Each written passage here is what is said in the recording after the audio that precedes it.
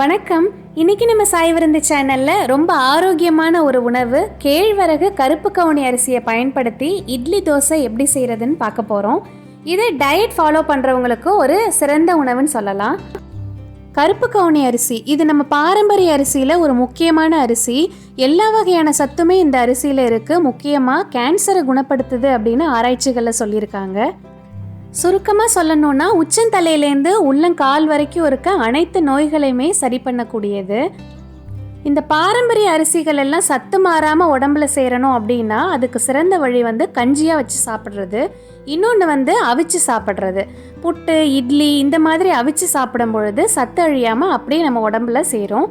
வாங்க இது எப்படி செய்யலான்னு பார்க்கலாம். நான் இந்த கப்பில் 2 கப் ராகி எடுத்து நல்லா வாஷ் பண்ணி அதை ஊற வச்சுருக்கேன். நீங்கள் எந்த கப்பில் வேணாலும் எடுத்துக்கோங்க. 2 கப் ராகி எடுத்துக்கணும். அப்புறம் கவுனி அரிசி. இந்த கவுனி அரிசி அதே அளவு கப்பில் நான் 4 கப் கவுனி அரிசி எடுத்திருக்கேன்.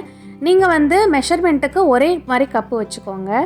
இந்த கவுனி அரிசி எனக்கு இந்தியாவிலேருந்து பார்சல் வந்திருந்தது. அவங்க பார்சலில் முழு அரிசி அலோவ் பண்ண மாட்டாங்க. அதனால் எனக்கு உடச்சி அனுப்பியிருந்தாங்க. நீங்கள் முழு அரிசியை பயன்படுத்தினாலும் இதே ரேஷியோ தான் கரெக்டாக வரும். இந்த அரிசி எங்கள் மாமா திரு ராஜேந்திரன் அவங்களே அவங்க வயலில் விளைவிச்சு எனக்கு அனுப்பியிருந்தாங்க. எந்த விதமான செயற்கை உரங்களும் போடாமல் இயற்கை முறையிலேயே விவசாயம் பண்ணி இதை எனக்கு அனுப்பியிருந்தாங்க. இந்த அரிசியோட மனமும் சுவையுமே அதை சொல்லிடுச்சு. நம்ம பதிவுகளில் ஏற்கனவே நம்ம ஒரு பதிவு போட்டிருந்தேன்.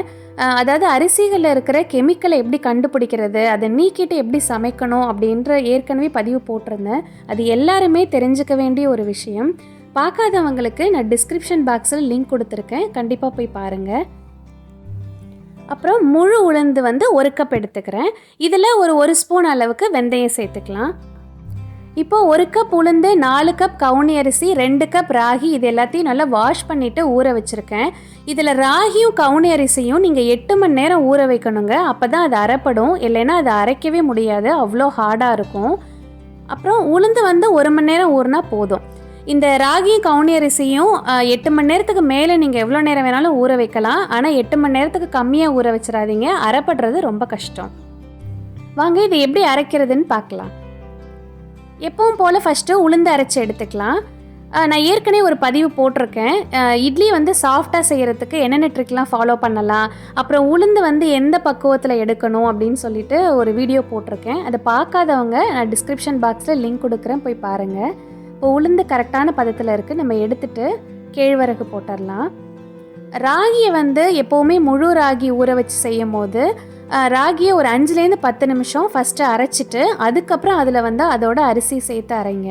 அப்போ தான் ராகியில் இருக்க தோலெல்லாம் நல்லா அரைப்பட்டு அரிசியோட சேர்ந்த மாதிரி இருக்கும். இல்லைன்னா மாவு இட்லியிலே தெரியும் உங்களுக்கு, ராகியோட தோல் தெரியும். இப்போ 5 நிமிஷம் நல்லா அரைப்பட்டுடுச்சு. இதுக்கப்புறம் நான் கவுனி அரிசியை உள்ளே சேர்த்துட்றேன். இந்த பதத்துக்கு இருக்கணும், நல்லா அரைப்பட்டுறணும். நல்லா நைஸாக அரைஞ்சதுக்கு அப்புறமா நம்ம எடுத்துடலாம். தேவையான அளவு உப்பு சேர்த்து மாவை கரைச்சி ஒரு 12 மணி நேரம் புளிக்க வச்சுருங்க. எனக்கு நல்லாவே புளிச்சிடுச்சு மாவு. இப்போ நம்ம இதில் இட்லி செய்ய ஆரம்பிச்சிடலாம்.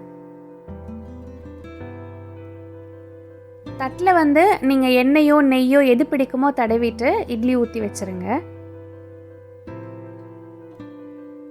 அவ்வளோதான், ஒரு 15 நிமிஷம் வேக வச்சு இட்லி எடுத்துடலாம். இட்லி ரெடி ஆகிடுச்சுங்க. நீங்கள் எப்போவுமே கருப்பு கவுனி அரிசி ராகி சேர்த்து இட்லி செய்யும் போது ரொம்ப சூடாக இருக்கும் போது இட்லி எடுக்காதீங்க. கொஞ்சம் குழகுழப்பாக தெரியும்.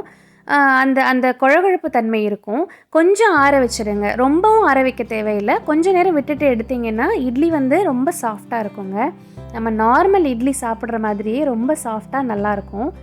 நான் ஒரு இட்லி உங்களுக்கு உடச்சி காட்டுறேன் பாருங்கள். எப்பவும் போல் நார்மல் இட்லி மாதிரி ரொம்ப நல்லாயிருக்கும். இதில் நம்ம தோசையும் பண்ணிடலாம். தோசை நம்ம நார்மலாக பண்ணுற மாதிரி தோசை ரொம்ப நல்லா வரும். டயட்டில் இருக்க நீங்கள் எண்ணெய் சேர்க்காம கூட இதில் தோசை பண்ணிக்கலாம். அவ்வளோதான், சுவையான ஆரோக்கியமான கேழ்வரகு கருப்பு கவுனி இட்லி தோசை சூப்பராக ரெடி ஆகிடுச்சு.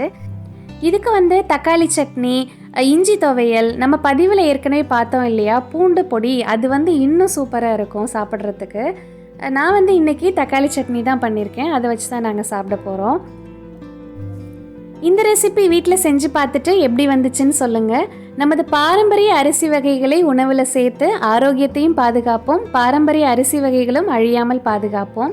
அடுத்த ஒரு ஆரோக்கியமான சுவையான பதிவோடு உங்களை சந்திக்கிறேன். நன்றி.